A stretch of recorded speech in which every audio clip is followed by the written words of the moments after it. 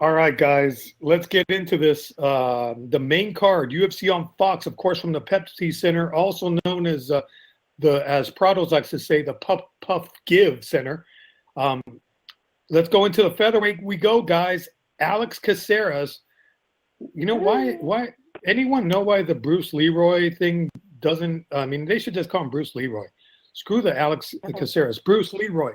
Featherweight, we go. Alex Caceres, Bruce Leroy, 28 years old, 12-9, and I thought his record was better than that. Maybe because I just like his style of fighting.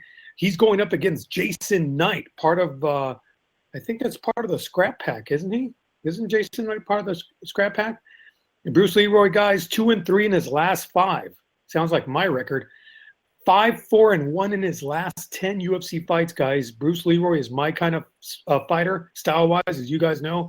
Now, that said, his record is salty. Fair to say? I mean, he's not as bad as some of the others, but that's salty. He just lost to Yair, wins over Cole Miller, one of Marco's favorite, Masvidal Fallen, and, of course, 3 straight losses to Francisco Rivera, Kanehara, and Uriah Faber. He now has 15 fights in the UFC, guys, and I was surprised by that. 7-7-1. So, boy, that sounds like my record. Jason Knight, 23 years young, 15-2, guys, 5'10", so he's an inch taller. Knight is 4-1 in his last 5, 9-1, guys, in his last 10. He's only 2-1 in the UFC with 2 straight decision victories. The now Mississippi fighter. Knight doesn't get a lot of fanfare, but he's a damn good fighter, guys. So we go to the one and only Marco from Waco. What you got? What do I got? As much as I love Bruce Leroy, who's paying homage to an old, it was a black exploitation movie of the 80s, it was a kung fu movie with a black actor that was, Bruce Leroy. So that was the name of the character. So that's, I guess, where it comes from. It was all really cheesy. Not even a B movie. It's like a C movie. But whatever. Bruce Leroy is a serviceable fighter, man. I mean, I'm never going to go to sleep on Bruce Leroy because he upset Sergio Perez, and Sergio's doing really good at a flyweight now. And he's a guy that can give you a fight. Even in the Uriah Faber fight, he got his moments. But like his record reflects, he's a 500 fighter, man. And he got his moments in every single fight. He's never completely out of a fight, but Jason Knight, is the guy that they're trying to try to put a shine on, former Titan FC champion. The kid got plenty of talent. I think that they're opening the card for a reason because they're kind of sort of action fighters, both of them. I think Jason is a little bit more talented and more athletic than Caceres. Caceres is going to put a good effort, but at the end of the day, he's going to get decision by Knight. He's going to continue on the decision path because that's what he does. So I'll give Jason a 30-27 victory, Jason. To the lovely Pam we go. Well, I am going to disagree, and I'm going to tell you why. Because you like Bruce Leroy because you met him. Do you like that? Well, it's not Caceres. Alex Caceres. Ooh, salty. He's a very unorthodox fighter, and his last loss was against El Pantera, round 5 decision split. So it wasn't an easy fight for him. He hung in with him those 5 rounds. He successful striker. He did have wins over, a couple of the other fighters. But I just think that he's coming up. His strikes landed per minute, he's a little bit better on that. His accuracy is better. Grappling defense is a lot better. And I'm going to say I'm going to go second round TKO Caceres. Crap! Really? Yeah. Gosh, hold on. Where's my drop there? Hang on. Hold on. Second round TKO, you said for Caceres? Mm-hmm. That's what I'm saying. Good Lord. Prados, what say you, Hoser? Yeah, Hoser, I figured you guys no, seriously.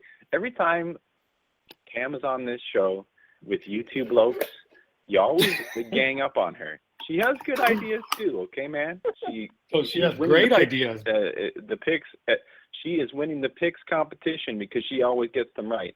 Anyways, I'm going to disagree with her. I agree that Caceres is a good fighter and that he's got the experience. But I think the reason that Jason Knight is here on this particular fight is this is his chance to shine. And just so if you all are wondering, follow him at Jason the Kid 23 if you're interested. Damn. So I figured that he's got the youth, and we saw BJ Penn get his ass handed to him a couple of weeks ago. That MMA math doesn't really work ever. I mean, so and if you look at my record of picks, no one should ever lay money on anything that I ever say. But I'm going to take Jason Knight in this. I'm going to say maybe laugh it up. I'm going to say maybe he goes the distance and he gets some time in the ring with an experienced veteran, and he gets probably going to be a split decision. That's my pick. Damn, look at everyone being salty. By the way, thanks for having us, for you saying that we gang up on Pam. Damien. Good Lord. All right. I am the one to talk. I went 0-for-5 on the Bellator picks last week. I think Pam is cool as all, man. Well, actually, it was me. Last week, you know what? I had, I think, one pick last week, and it was just because I don't even know why. Oh, I forgot. Guys, who went 4-1 last week? I don't know. I would assume Tony. Some dude in San Francisco, I think, so that live on the Santori cities. DJ, Trump is gonna kick him out. That's right. Well, I'm the best. That's right. Cool, I say. All right, guys. Let's. I'm actually. I totally agree with Marco and Prados on this one, guys. My heart goes out to Caceres, but I'm not gonna ride the fence. That's my kind of fighter. But this guy Jason Knight, I think he has a future, guys. Where? With Bellator probably, but I think he has a future. So I'm choosing Jason Knight, guys. 3-round decision, obviously. Let's go up to the heavyweights. I think that's what they call me every single time I walk into the break room, guys. The heavyweights, which isn't true. I got nothing on that one, guys. Nothing. All right. Nope. Crickets. And you know what's funny? I'm not even keto fingers. Why do I even say that about myself? All right, guys, let's go to the heavyweight. I know. Why do you put yourself down? You're hot. Thank you. It's about time. I only get that every single time I'm in a suit. So thank you.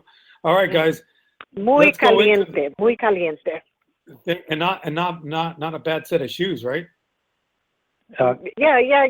Good shoe wear. You give good shoes. I always send pictures with of shoes. Yeah, thank you. All right. Let's go into it, guys. We forgot the music. We're going to go to the heavyweights we go. And you know what, guys? I'm going to be honest with you. This is not the spotlight fight because it's on the main card.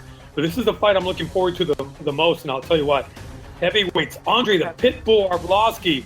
By the way, do you guys see his old pictures when he has that George Michael hair? Yeah. With the highlights? Yeah, 37 years old. That curly perm, yeah.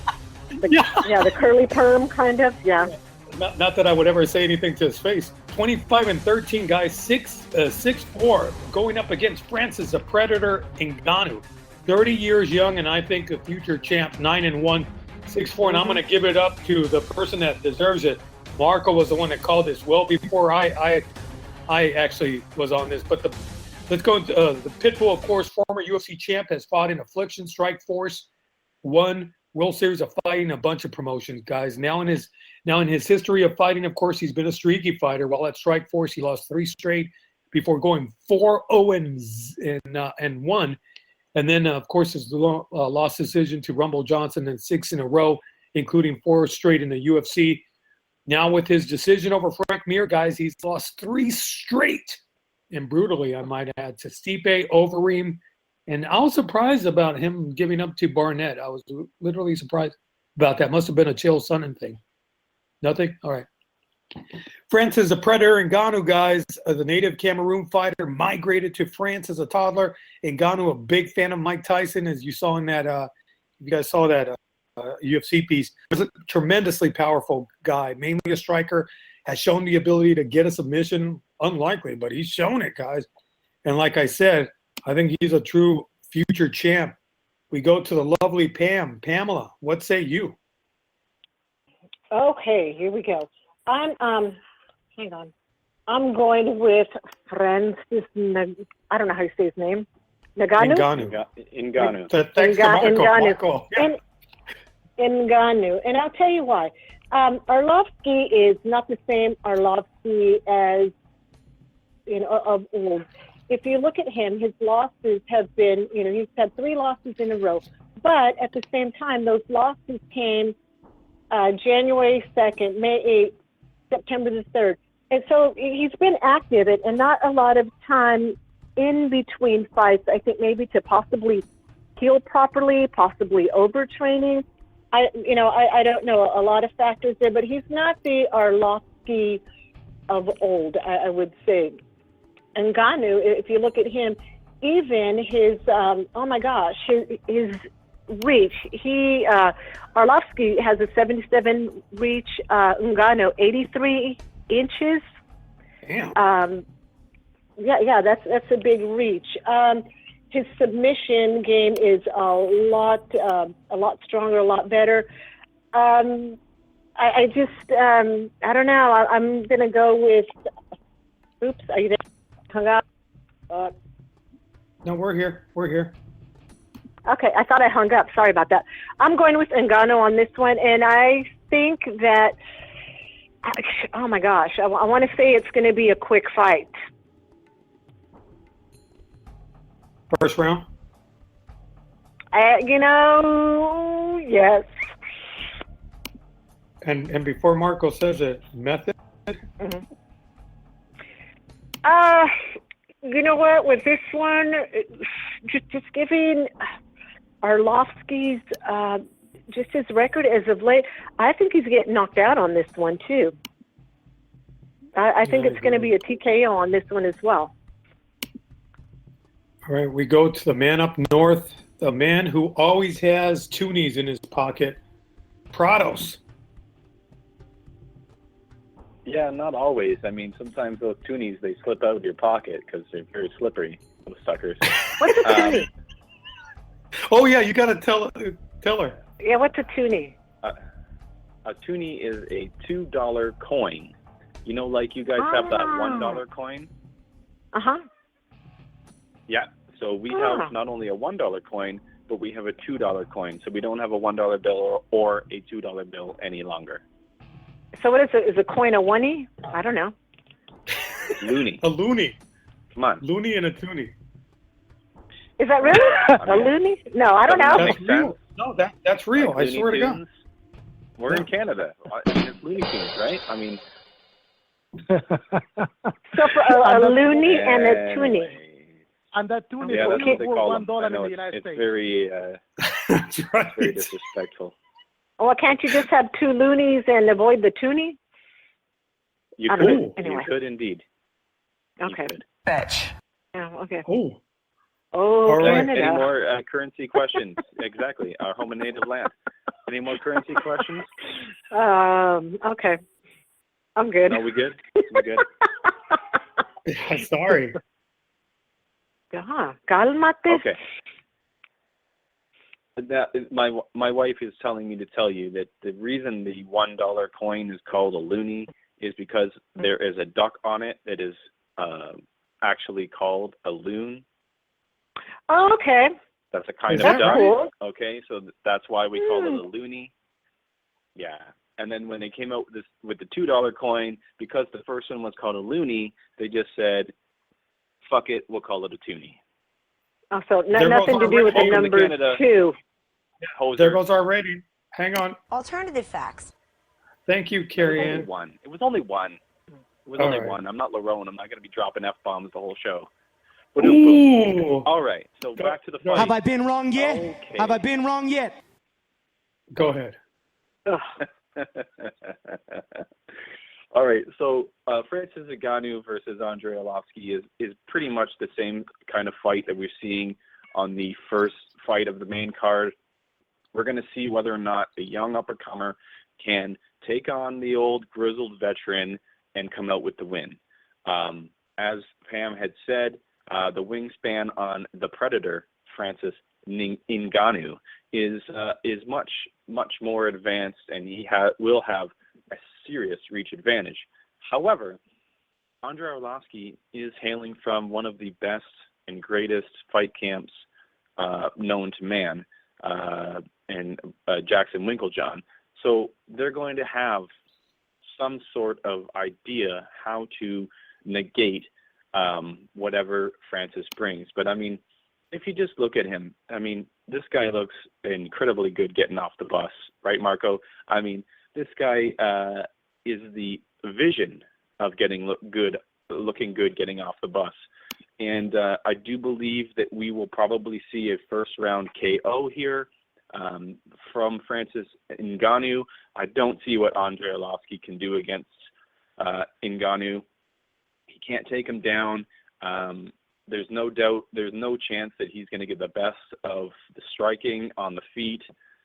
But Greg Baxton has proved me wrong more than once. And like I said in the last segment, don't put your money down on any, I say, ladies and gentlemen, and especially don't put your money down when BJ Penn says, empty your bank account and put your money on him. Francis Ngannou, KO. So you're telling me there's a chance? Yeah! Yes! Oh, man. Francis Ngannou. All right. We go to the star himself. I don't think he's going to tell us any different, though, unfortunately. Right, Marco? I want to see how many Predator freaking quotes can I pull into this, because the first thing everybody's going to say when Ngannou gets into the case is, "You are one ugly motherfucker." Oh, that's a good one. Damn. And then after he gets Oh, done with Arlovski, your Army impression needs to get a little bit better, though. Let's be honest. he's gonna after he gets done with Arlovski, he's gonna tell everybody, "Get to the chopper." But Oh, that's a good one. Damn. Damn. Hang on. I'm sorry. That's a great one. Hold on. Can we give you a hand on that? That was funny. Sorry, that was fantastic. But Go ahead. get into the analysis of the fight. Okay, let's give respect to Arlovski. I mean, he is still, in my eyes, is the best technical striker, and he can crack. We have seen that on his little six fight run before his recent losing streak, he was able to knock people out. I mean, Travis Brown, kind of a similar body type than Ngannou, arguably a better fighter, but that's debatable at this point. Ngannou is very raw, but he is a more athletic and more powerful guy. Like, according to Ngannou himself, that Kimura that he pulled on Anthony Hamilton on the last fight, he learned that move that morning. They showed him that morning, and he pulled it off and finished the fight with that move that I learned that same day. So, take it for his word. The guy is extremely strong. He got knockout power, and we know that Arlovski's chin is super suspect. You toss a guy on the chin, and it's 9-9. I'm going to go on the value of the younger guy because we can never see him get finished or tap out or anything like that. The guy so far on the UFC is flawless. We have seen his knockout power, and we have seen that he grab a limb, he can rip your arm off. Very telling. If he gets past Arlovski, he graduates to the big leagues. No more Anthony Hamiltons and who the fuck is that guy? He's going to get into the chart 10 of the top 10s, you know. We might see him against Amar Khan and Alex Overeem, Van Rodwell, the like of those. So if he gets past Arlovski and on the high turn of Ngannou, I'm picking Ngannou to win, and I'm picking Ngannou to win early by first round knockout. And Arlovski maybe thinking either get an easier fight or get to Bellator for the retirement tour, because it's not going to get any easier after that. You son of a bitch. Good Lord. You know what? I have to, obviously, I agree with everyone. I mean, I don't even know why. You know what? I'm not even going to pick, guys, because I think it's an obvious pick. Ngannou with the first round KO or TKO. So, man, it's going to be a tough night for the Pitbulls. So I'm not even going to go there, guys. So let's go into it. To the welterweight we go, guys. Two guys that had, one guy had no issues making weight. The other one did, kind of, because he likes going to, you know what? I'm going to talk, guys, because I went to McDonald's today. No, isn't that McDonald's? His surf and turf? We go to the welterweight. We go, guys. Right. Cowboy Donald Cerrone, 33 years young, 32-7. He's 5'11", and like Pam quickly pointed out in my notes, Juliana, the Venezuelan vixen, is not 5'11".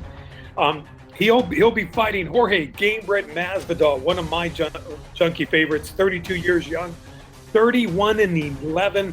He's also 5'11". The former street fighter, I guess it's fair to say he's a Kimbo protege.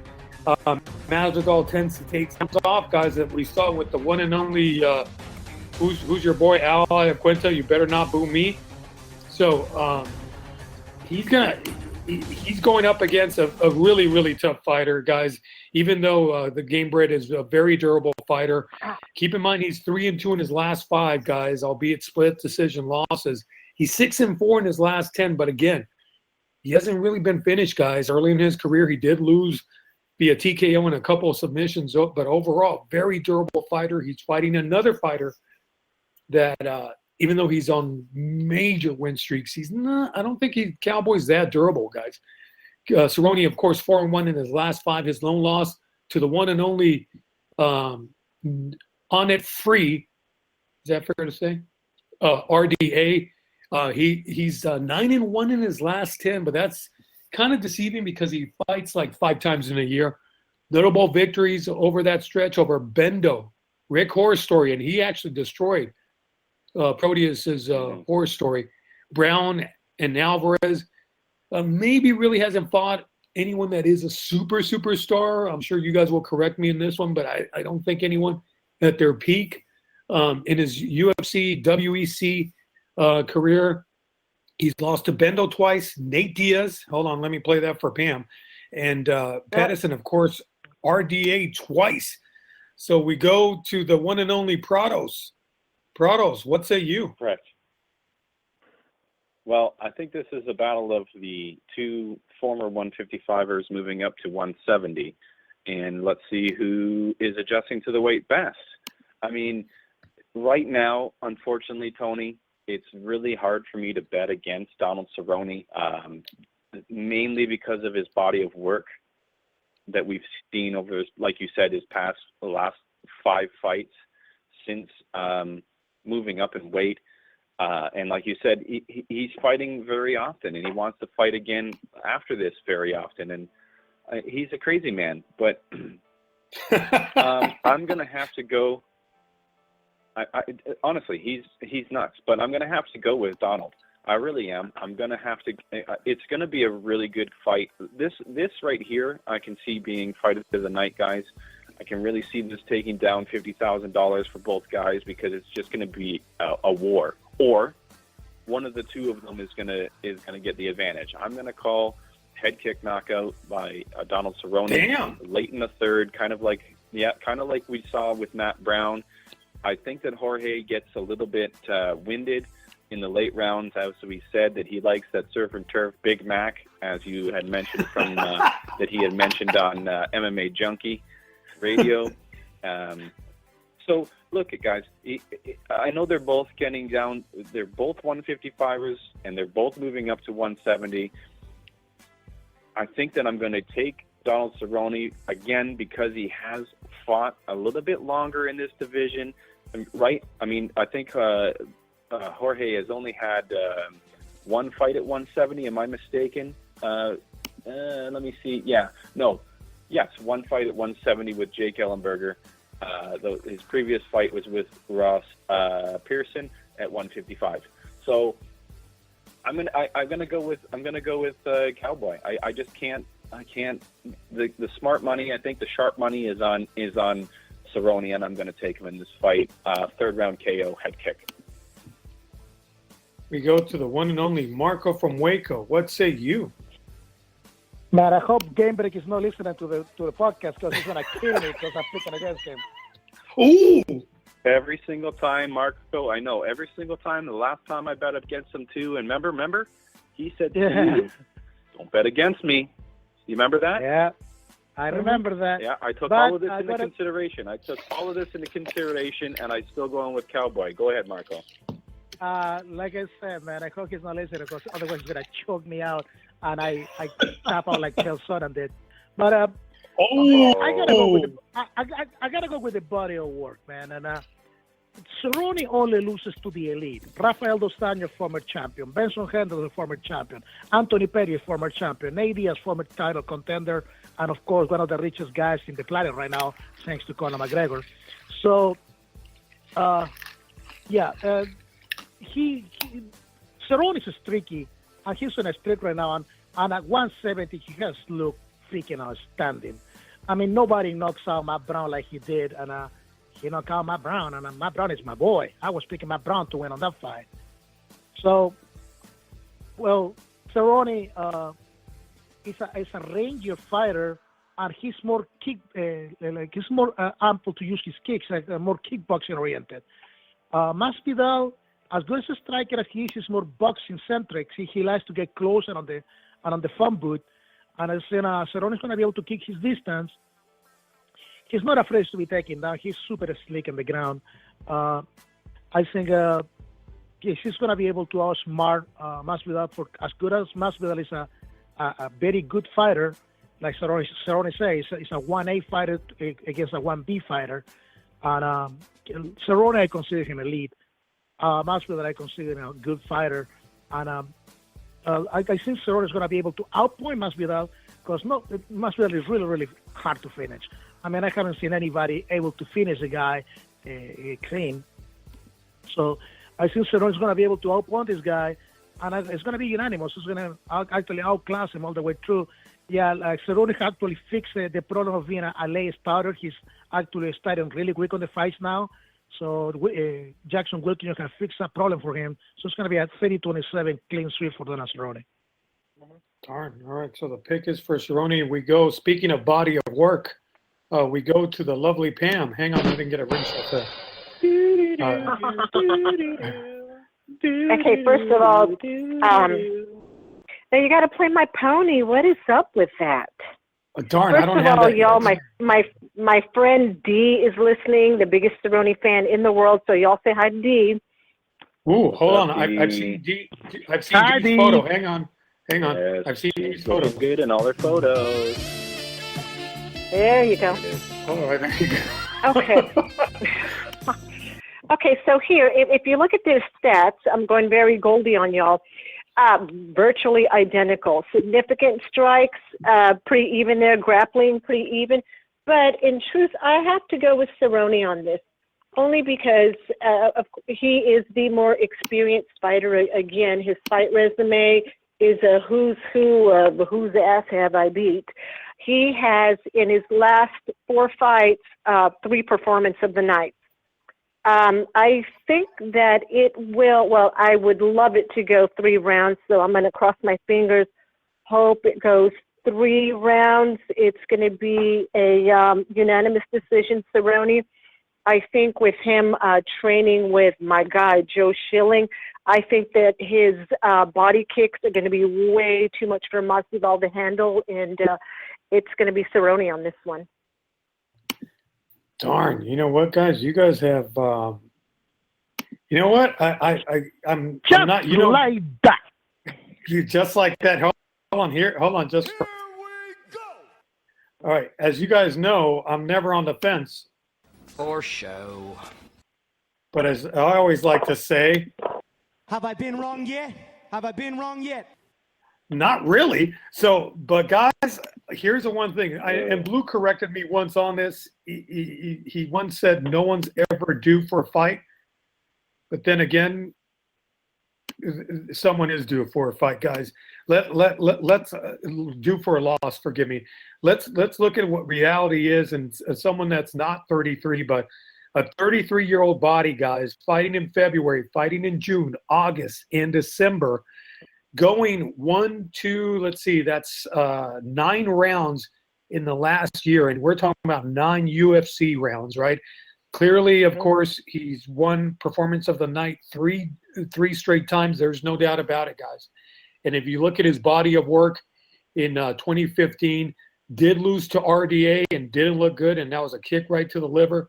I was there for that. Oh, that's right. In Florida? Yeah, I went to that one too.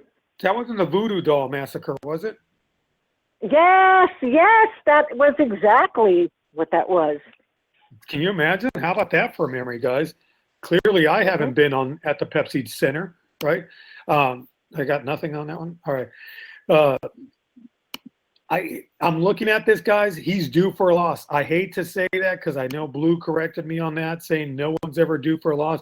But he's due for a loss, guys. If you look at this, Masvidal, very similar in body style, but totally different fighter. Marco's right. Cerrone is more of a Muay Thai type fighter. He does have a really good submission game.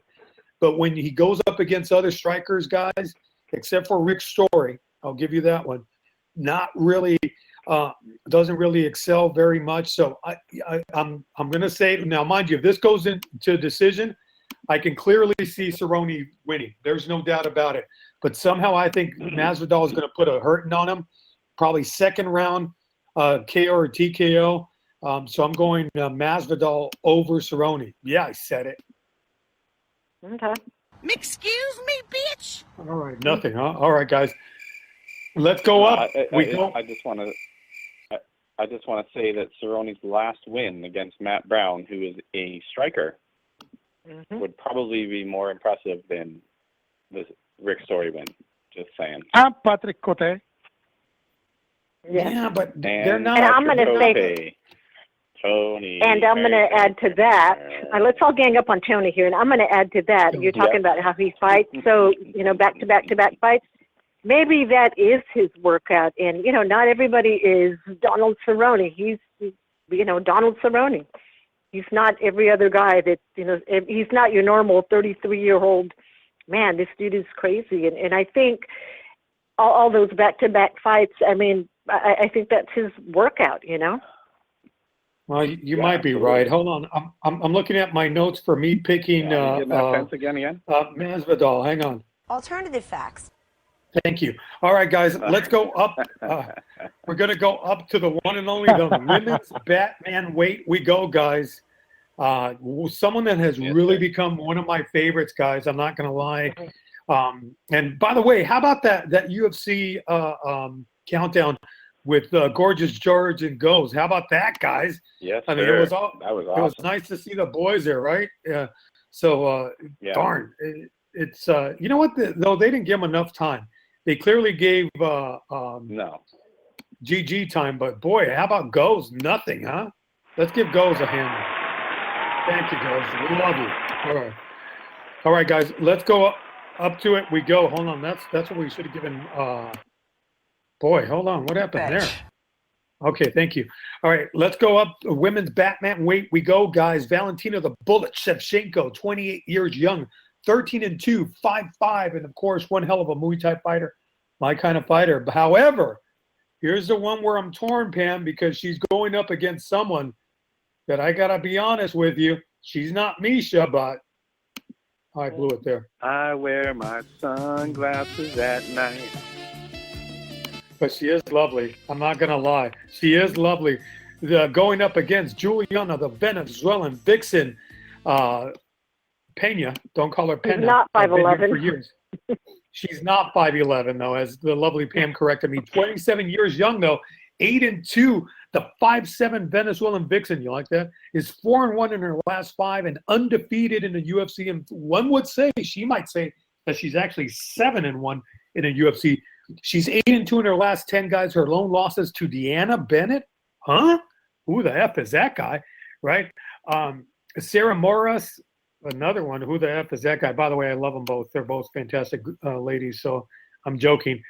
Bennett, of course, the loss was a decision loss.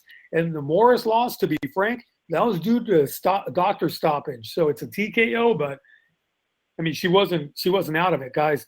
Pena, the taller fighter by 2 inches, and it also has a 2-inch reach advantage. That's what she said.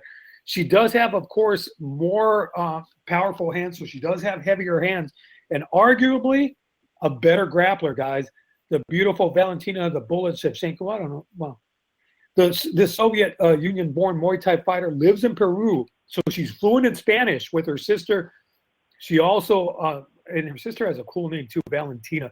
She is a southpaw, and albeit not a lot of power in the hands, definitely doesn't have heavy hands. Her kicks, guys, are amazing. I mean, they're freaking fantastic. Valentina 4-1 in her last 5. Her lone loss to Amanda Nunes, don't call her Nunes, sorry, via decision. And one can argue, I can argue, this is where Pam's going to kill me, but one can argue that Shevchenko won the last 2 rounds in that fight, or certainly 1.5. She's mainly a decision top fighter, but of course does have a history of submissions in Europe and Korea. So we go to the one and only Marco. What say you? Oh, man, I love this fight. I love it. I've been struggling to pick this fight out. First of all, a little side note, the Peruvian vixen, because I'm talking about Chevchenko, really good dancer. So step aside, Paceman son. Let's not get Chevchenko dancing with the star because she might show you up. Yeah, she's actually a professional dancer in Peru. That is a little bit of a nugget that she threw out on the Luke Thomas show, by the way, where she got interviewed. But that said, man, obviously the better striker is Shevchenko by far. Pena is very raw on her striking still. She's not a polished striker. She's still throwing too many arm punches and stuff like that. But she's obviously the better grappler and the greedier fighter. She got hard for days, and that is undeniable on her side. Chevchenko got a little bit exposed in the Nunez fight on her groundwork, but that said, she survived that round and a half, and then when Nunez got tired, she started taking over. So cardio is not an issue for Chevchenko. I mean, same deal with Holly Holm. She never got tired, and this is a 5-rounder. And I truly believe if Juliana Pena cannot get this girl away on the first 2 rounds, it's going to be a case of what happened to Claudia Gadelia versus Joanna Jędrzejczyk. She's going to be tired, her arms are going to be yellow, and then Chevchenko is going to take over later on the fight. That's a good analogy, by the way. Yeah, I'm going to give Chevchenko the fight on points, and I think it's going to be a late rally. I'm going to give her a 48-47 decision. If her win the 3rd, 4th, and 5th round late on the fight. Juliana Pena, even though she's a favorite, a very slight favorite, if she doesn't get it done in the first 2 rounds, she's going to lose this fight. And Chevchenko is going to get a rematch with Amanda Nunes and become the new champion. Darn. All right. How about that? We go to the lovely Pamela. What say you? Okay, well, don't laugh, but I'm kind of with Marco on this one. I'm going with Valentina on this one. Wow. Only because, keep in mind that Juliana is coming off that knee surgery, correct? No, that was a year. That was about a year ago. That was a year ago. Oh, okay. Yeah. Okay. But I just think that Valentina is, even though Juliana is a grappler also, she's more of a striker. I think Valentina is just a better grappler. I think she's stronger. I think her cardio is better. And the one thing that I'm kind of wondering is, I like Juliana. I think she's a great fighter. I think she's amazing. But I'm wondering if one can get kind of like a little overhyped over a fight and lose focus, because she's so focused on, on winning and being number one and getting that belt that sometimes you're looking over what you're supposed to be on right now. And I'm just wondering if that's not going to take a little bit away from her mindset. But I'm going with Valentina on this one. I think it is going to go all 5 rounds. I think she's going to, like Marco said, I think it's going to be a point fight. I think she's going to win on decision, and I think that her takedowns and her grappling is what's going to win this fight for her, or her submissions. You know what? So going to Shevchenko, we go to the one and only, the yin to my yang, Prados. What say you? Yes, sir. I don't know, man. I think this fight is as close as a number 1 contender fight can be. I think it's very exciting, as Marco said. It's very important in the division. We saw what Chevchenko could do to Holly Holm in her past fight. However, Juliana Pena is not that kind of fighter, even though Juliana does like to wear her sunglasses at night, so she can. I got that. I got that. Thank you. Listen, we all, I think we all have to concede that Juliana probably has the better grappling. I don't know if we've seen Shevchenko in this kind of position against any of her opponents in the UFC. Again, a lot of these fights, again, are going to be, except for the Cerrone-Masvidal fight, which probably should have been the main event since Donald Cerrone is from Denver and you want to sell tickets, but whatever. It's not neither here nor there because it's more for TV on this fight. I think that if Shevchenko can keep Juliana off of her in the first round, it's going to not end well for Juliana. If Juliana is emotional and can get dragged into more of a brawling type fight, then Shevchenko really, really holds all the keys here. And I think that Shevchenko is probably going to pull off a second round TKO. That's just what I'm feeling. And I asked Showtime last week to put some money down on Shevchenko for me. So, guys, I'm probably going to lose my house and my car because, why not bet the farm, right? No, I'm just joking. But I did ask Showtime to put some money down on Shevchenko. So I am going to take Shevchenko, and I'm probably going to take her by second round KO. It'll probably be early second round. Or TKO. Wow. Well, guys, I like it. Me, whenever you guys get really, really heavy on one side, I like to go to the other side, and that's why last year and again this year, I'm leading the pack on the picks, even though you guys say I'm on the fence. I'm the best. That's right. But you know what, guys? I'm going to agree with you guys on this one. There's no doubt about it. This is probably the closest fight that you're going to get in the women's Batman weight division. There's no doubt about it. I thought the Shevchenko Holm fight was pretty close, and I called it there. I said, Holm is a counter striker. Pena's not a striker, guys. I don't know what she is, a jiu-jitsu fighter. I'm not really sure what that is either.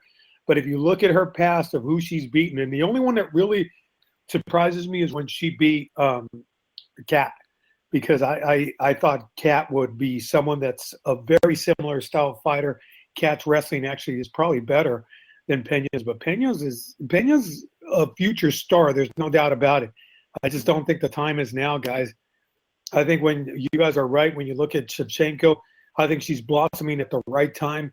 I think she has everything going for her. Her loss to Amanda Nunes, even though I think Pena's more of a Nunes style of fighter, not as heavy on the hands clearly as Nunes. But if you see that style of fighter, she has beaten Shevchenko, Kaufman.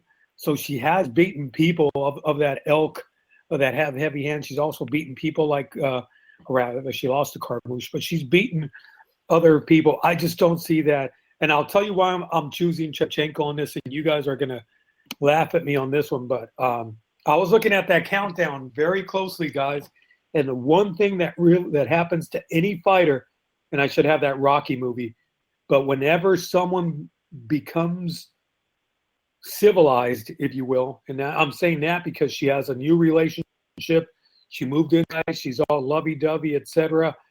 Whenever that happens, guys, I think people lose a little sight of their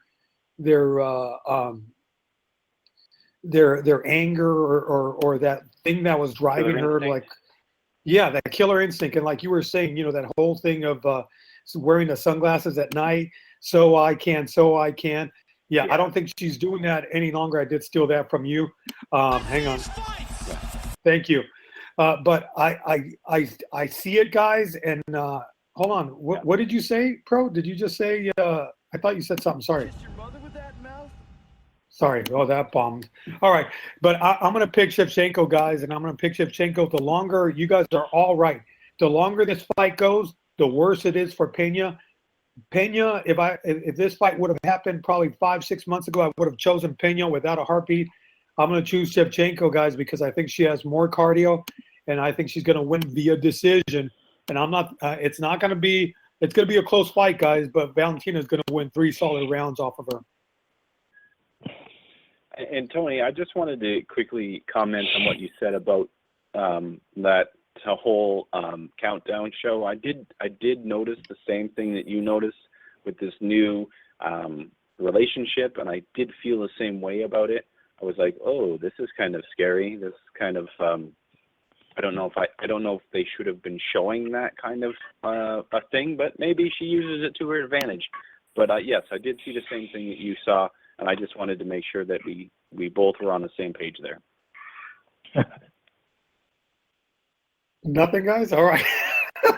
Well, I don't know. I'm just saying, I don't know, because I don't know. It's because I'm all in a relationship, but I'll still cut a motherfucker in a heartbeat. Hey, just for a point of reference. There goes our rating. Yeah. Hey, I only said one bad word today. You play ball. And probably like 4 shows. And in 4 shows, this has been my first bad word, I think. Oh, that's not true. That's not true. Hey, a point of reference, while Juliana Pena is getting all lovey-dovey here on the stage, Valentina Shevchenko is dodging bullets in a bar while his coach gets shot. So take that for what it's worth. That's right. And she's been out with gorgeous children goals. So she's been dodging bullets a lot of time with those 2 boys. And let's be honest, guys, she has some of that junkie karma, Shevchenko. So she has. Right? So You son of a bitch. all right, guys, let's go into the hot topics. All right, let's go. You know what, guys? There's a lot of news. Let's get into it, guys. And thanks, by the way, for Marco and everybody else lending a hand on this, guys. Why aren't we playing the fight music? We're not even fighting. Hold on. Let's press her music, please. All right, guys. But let's get into this, guys. Let's put a bow on Bellator 170, guys, because Prados gave me this one idea that we're going to use on every single show, and that's what grade would you give it? So we go to Marco. Marco, what grade would you give overall for the entirety of the card or the promotion, right? The production of Bellator 170. I give it a C+. And because the Holy Gracie fight, dude, what are you doing on that freaking cage? Like, if I was, that was horrible. That wasn't a fight. Preach. I was just getting into the freaking TV. Like, this is ridiculous. The only shining spot of the card that they show on TV was that the flying knee from Paul Daly to Brendan Ward. That is the only reason I'm giving it a C+. The Chael Sonnen debacle with Tito, man, the guy, I've been telling everybody, there is no fix on this. The guy was on PED jail for 3 years. He's off the sauce. And he historically has been very susceptible to summations. You tore his little pinky and the guy taps out. His face was going purple, you know. Big John McCarthy was on the Junkie Show and explaining exactly what was going on. So, yeah, there was no fix. Chael Sonnen wasn't ready for that fight. He wasn't mentally on it, and I think that is why he put a less than a stellar effort. Good for Tito, Tito, go into the sunset. You did your thing. You went 3-1 in Bellator. Shut up, golly. Yeah, he went 3-1 in Bellator. Congratulations. Now, go fix your neck, go fix your freaking shoulder, go fix whatever is broken on your body, and go and sell me some more freaking what is it? Punishment athletic gear. Punishment athletic gear. Bye, Tito. I hopefully don't have to hear you talking no more. You're probably gonna go manage cyber. Oh, she's on PED jail too. Sorry. Oh, that was salty, son of a gun. Prados, any change from your last grade? No. I go with Pam first, and then I'll bring up the rear, please, Tony. Excuse me? Hold on. Oh, I know. Excuse me, Okay. bitch. Good Lord. That's exactly what I did to your mother, buddy. Jeez. Good Lord. All right. So Okay. to the lovely Pam we go. Okay, well, I was only able to watch the main card because I was out doing whatever I was doing, and I watched the main card. Fight-wise, every one of my picks were terrible. So, but you know what? The music was fun. I liked the national anthem. I liked the energy. The crowd was fun. If I'm looking at it on that aspect, I'm going to give it a B because it was fun to watch. It's kind of like I say, like when you go to the fridge and the milk is bad, but you still got to smell it. That's just that effect. That is just the effect, and you have to, man. You got to smell the milk, and it was fun. I had a good night. You sat there on the couch watching fights. I hated that my guy lost. I hated that all my guys lost. But the Sonnen and Tito fight, Chael Sonnen walked out of there looking like, I don't know, whiter and pastier than normal. It was like he was already sweating before he even got in the ring. So I don't know if what was up with him, but, was the fight fixed? No, I just think that he gave his mouth more of a workout than he did his body, and that's where all the energy went. Hey, a quick note, man. A quick note before Proteus. Mm-hmm. How about if a weekend Chael Sonnen got? He loses in Bellator, then next Monday he gets fired on The Apprentice, and probably next week he's going to get tapped out by Gary Tonin. What the hell, man? What the hell? Yes. Mm-hmm. Yeah. I saw that, and I was like, what? I mean, I saw that he had been fired and for cheating. So, go figure. But yeah, that he's fighting again, and I'm just, okay. But hey, whatever. Maybe he's got bills to pay. Maybe he's, whatever. But like I said, I gave it a B just because I was entertained. Gosh. Kiss your mother with that mouth? Gosh. All right. Pro, what say you? Well, I don't think my attitude or my opinion has changed on the grade that I gave the card. A B- is going to stay. Mm-hmm. I don't believe that anything was fixed in that fight. I don't believe that the submission, as we said on Sunday's show. If you look at Chael Sonnen's face, unless, like they said on the co-main event on Monday, unless he was holding his breath or he was faking really, really well, I mean, that fight ended the way it should have ended. I mean, he's been off for 2 years. Yeah, you're right. He's, like Marco said, he's not on the Mexican supplement, or sorry, the non-on-it supplements anymore. And I think the only reason he wasn't on the non-on-it supplements anymore is because they fought in California, and California is a very, very, very good commission, right? We can all agree on that. Other than the not taking points for people extending their hands and the bad knees to grounded opponents, as we discussed on Sunday. this commission is a very good commission. Moving forward, if he's going to fight Vanderlei, I think, and he will fight Vanderlei. Let's not get it twisted. I don't know how rigorous that testing program is going to be. I doubt it's going to be very rigorous because both these guys have, well, Vanderlei has not ever popped for anything, but he's definitely run away from a test.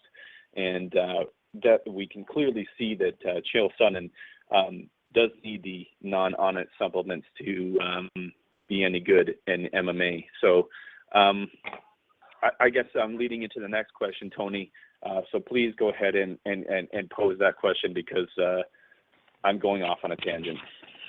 Hey, Well, I'm gonna go ahead. Can I clarify something real quick with Vanderlei? Please. That was Yeah, go ahead. that event. Yeah, the Vanderlei event. You know, when he supposedly ran away from the test.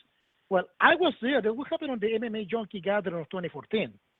I don't met Vanderlei. Yeah, Vanderlei didn't run for anything. He refused to take the test because the tester didn't have proper identification, and he lodged it up, and then he just refused. He never went to a back door or a back gate or nothing. They never explained it correctly, but when he went to court, it was explained exactly what happened. Because the guy just showed up and said, "You need to pee on this cup and give me some blood," Vanderlei said, "Who the hell are you? You're in my gym, I'm doing nothing, And that is what happened. He just bounced out the back test. door. That sounds legit. That just sounds legit. Yeah, because we were there on his gym, around the time this whole event happened. We didn't personally see it, but Vanderlei didn't run anywhere, man.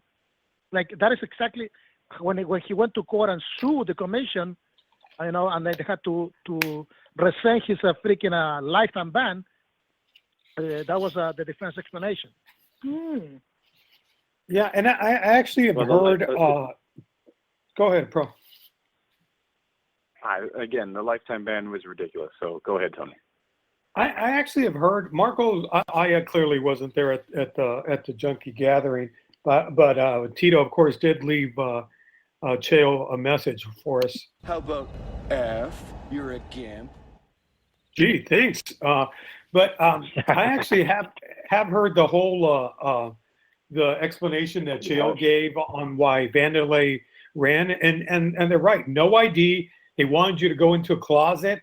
You have no idea whether those needles are clean or whatever. You have no idea who this person is. They want you to show your junk to this stranger, and of course they want to take blood out of you. You know what, guys? I don't think I'd do that either, to be honest with you. So anyway, in terms of that, I agree with them. But let's get into this. What's next? And you were talking about this, Pro. So you should have actually just segued right into it. But thoughts on Chael? Go for it. What do you see going on for Chael? Chael has signed a very lucrative deal for Chael, and God bless him, because it's not very easy to get to that kind of level in the fight game. It's very, very difficult for any kind of fighter to reach said levels. And, if you guys remember back, if we've got some new listeners or some casual fans that are listening, go back and see when Chael Sonnen lost his title fight in the WEC. And not only that, go back further and see when he lost in the UFC in his first stint. He was not very good. He was not only not very good, but he wasn't very good on the camera. And he learned really, really quickly. And I'm gonna get on Tito Ortiz's dick a bit right here. He may have learned from Tito Ortiz. He may have learned from Tito Ortiz that you need to be the bad guy. And Tito Ortiz, for a very long time, was the bad guy. And I don't want to get into it right now because we're talking about Chael Sonnen. But Chael Sonnen did adopt a very, very good wrestling persona, which he used brilliantly against Anderson Silva. I mean, the quotes about the Nogueira brothers and feeding carrots to a bus. I mean, that stuff will never. I mean, that's just gold. You'll never ever hear anything like that again. That was just wonderful. What's going to happen moving forward? They're going to sell him. Bellator is not letting go of Chael Sonnen. They are going to use him as much as they can, and sell him in as many big fights as they can. And like I said, that Vanderlei Silva fight is fireworks, man. That's it. That is hashtag would watch.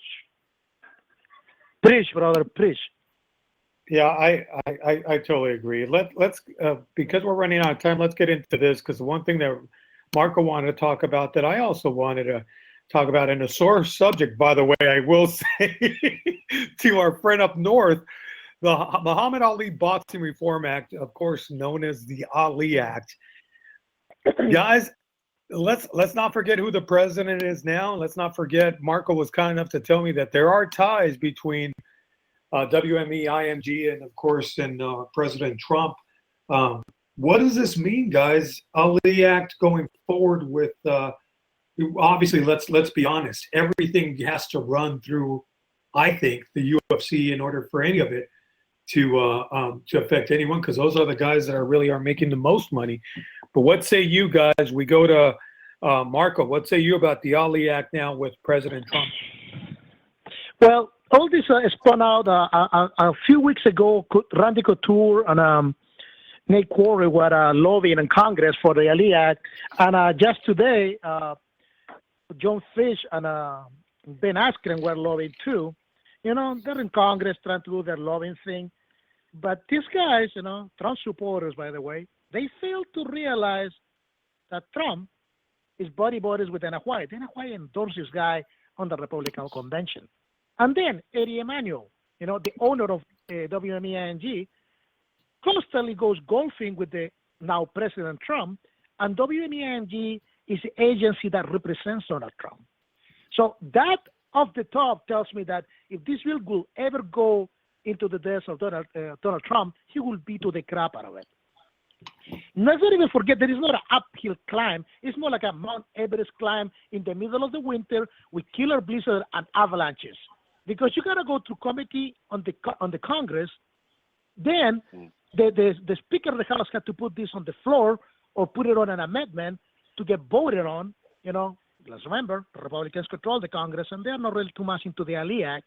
Then it has to go to the Senate, and even if it goes to the Senate and gets put to a vote, it can be killed by filibuster because you need 60 votes on the Senate to kill a filibuster that neither party got.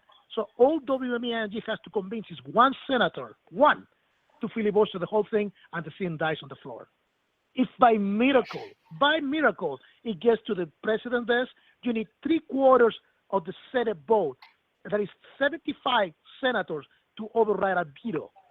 This is not happening, man. Yeah. And these guys are parcel in like a non-reality. They are convinced that if it gets to the president's desk, it's got to get signed. This is going nowhere.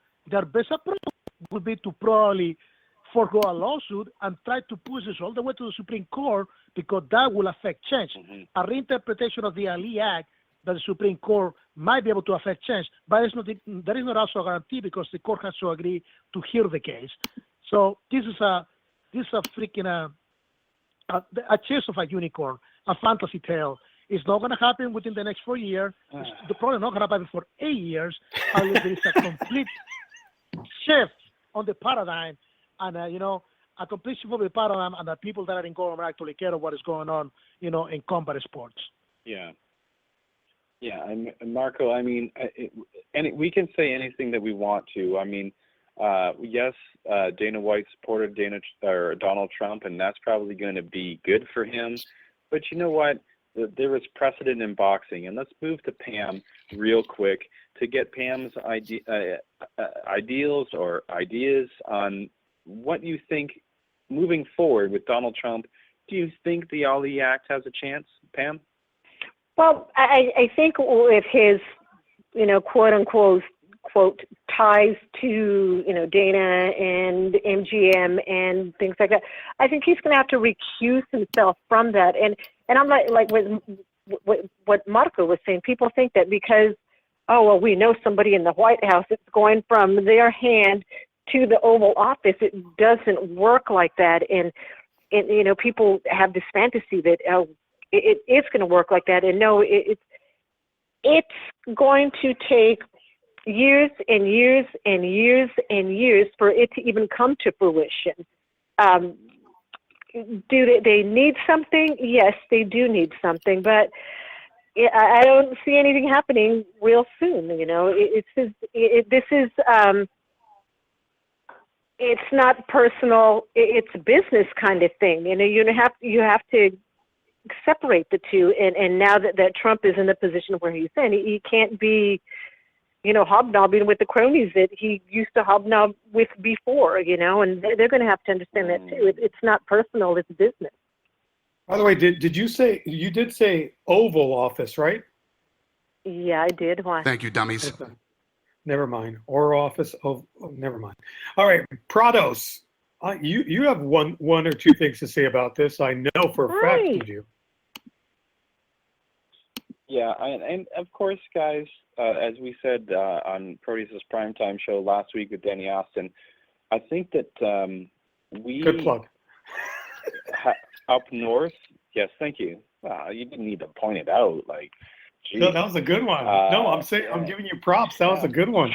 Yeah. I know. Well, we could have just let it lie and let me keep it talking. But now sorry. We're going on this tangent. I'm sorry. Never mind. We posted it all over social media.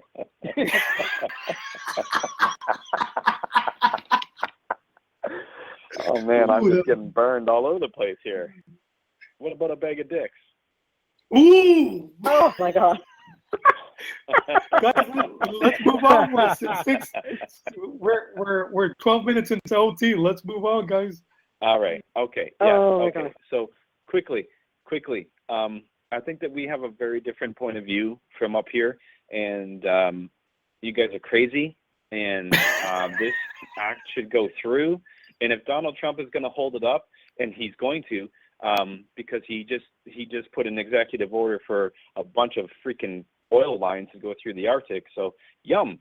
Thanks very much, Donald Trump. You're an asshole. Move on, Tony. Ooh, damn. Thank you, dummies.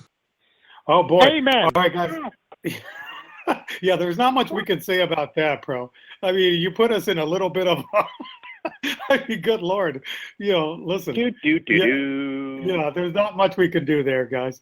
All right, let's get into this. What would Kellyanne Conway say, man? Oh, man. Hold on. You got to give me more time for that. I'm sorry. Let's do this. We'll cut this. All right. What'd you say, Marco? What would Kellyanne Conway say? Alternative facts. Oh, man. All right, guys. Let's get into this. Before we leave, I want to get into this. By the way, we never get into, I always want to talk about this, and maybe we'll do this on Sunday, why we complain about the rankings and fighters' pay when we want to get them paid. That's been on a docket for a couple weeks, and we never get to it, but we'll get into it sooner or later, guys. Let's go into this. Marco brought up this, and it's a very, very good point, and I think he brought up on the here's another good segue, or another good plug on the Luke Thomas show. But he brought this up, guys. Super Bowl weekend traditionally, they usually tie it in with a very, very good pay-per-view, or at least a pay-per-view, right? Because it's all tied in. But this time, not so much, guys. I mean, do you think it's become a thing where they're just, and I know you guys are going to say you don't know what you're talking about, well, everyone wants a bunch of fights, but are we having too many fights, guys? Because I think we're running into that. Let me jump in first. First of all, it makes no sense to me. The Super Bowl here in the States is carried by Fox next week. The big Fox card is this weekend. But then next week we're going to find out on FS1. Usually, the last time Big Fox got the Super Bowl, they tied it in with a UFC pay-per-view, and they requested that from the UFC. They wanted it to be a big weekend with pay-per-view, the UFC on the same city, Super Bowl, the big glitz, everything gone. Yeah, not this year, and I don't understand it. I mean, why is this card that is like the week before the Super Bowl not on the Super Bowl weekend? Why couldn't they just switch places? Something is going on here. It's maybe because that Fox deal is about to come out, and they're not seeing eye to eye. They're not doing the shows any favors, and the UFC is basically telling them, we used to make this big pay-per-view for the Super Bowl, but you're going to have to give us more money, or we're going to ESPN. Maybe it's a bargaining tool, because beginning next year, at the end of the year, beginning of next year, they're going to start negotiating. And I think this is a way of the UFC telling Fox, we're giving you your fights, but you're not going to get the fights you want until we get paid. Pamela? Pam? I'm listening. I'm listening. Okay, so are there too many fights? No, there aren't too many fights. But do they need to get paid more? Yeah, I mean, because basically the point that Marco's trying to make, what I'm trying to say is that there isn't enough talent to fill each cards, and I think we've already seen some cancellations. Marco makes a good point. Okay. Sorry, go ahead. Oh, yes and no, but you're talking about talent as far as established fighters or up-and-coming fighters, because, the up-and-coming fighters need to have a little bit of exposure for themselves, no?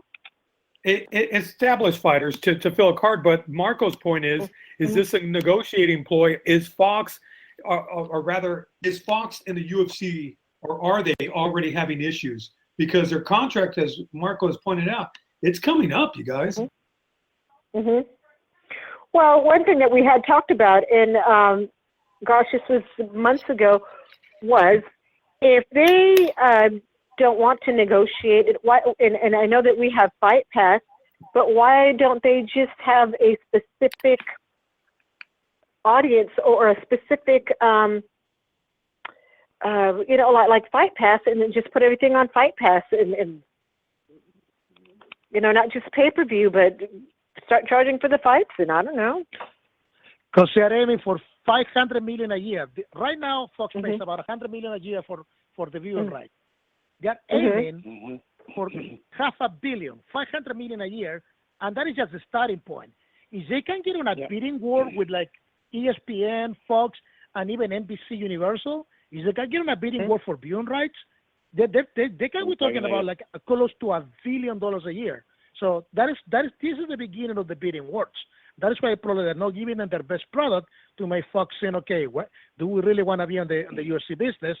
And believe me, especially Fox Sports 1, one of the biggest drivers for them is the UFC.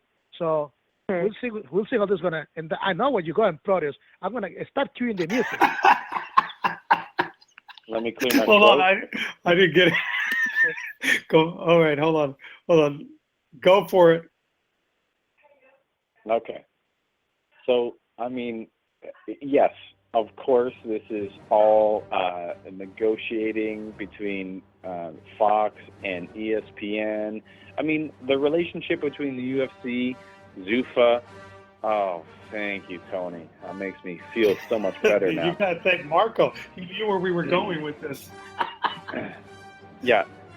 So, I mean, there's a plan, and they're not telling us. The Empire is building a gigantic moon-sized planet destroyer, and it's funded by WMGIMG. Oh, sorry. Excuse me. Let's get back to real life. This is, Hey, Proteus. Yes, sir. Witness the power of this fully operational battle station. You are mistaken. The power will be on. It will be fully operational. I forgot what we were talking about because we're doing Star Wars now. Anybody? Help me, Obi-Wan Kenobi. Yeah. Oh, that's not You are bad. my only We hope. should get all this. Yeah, hold on. Hit that again, Pam. You should take that. Yeah, split it. Oh, Hit it, help Pam. me, Obi-Wan Kenobi. Again? You forgot One you're more my only time. You're hope. my- You're my only hope. Okay, hang on. Let me take a drink here. Hold on. Let me stop the music. Hang on. Okay. Hang on. Okay, Let me stop the music. All right. Cue this. Proteus. Hit it. Ready? Go for it. Bam. Help me, Obi-Wan Kenobi. You're my only hope. Can we get a little bit more emphasis Wonderful. on that? Emphasis? You quit being at this. Proteus. Ayúdame, Obi-Wan. You're my only hope. Help me. Hey, go ahead, brothers. Go ahead. I'm sorry, brother. I think the tracks went. I think we went off of the tracks there, right, Marco? Thanks for that very much. No, listen, guys.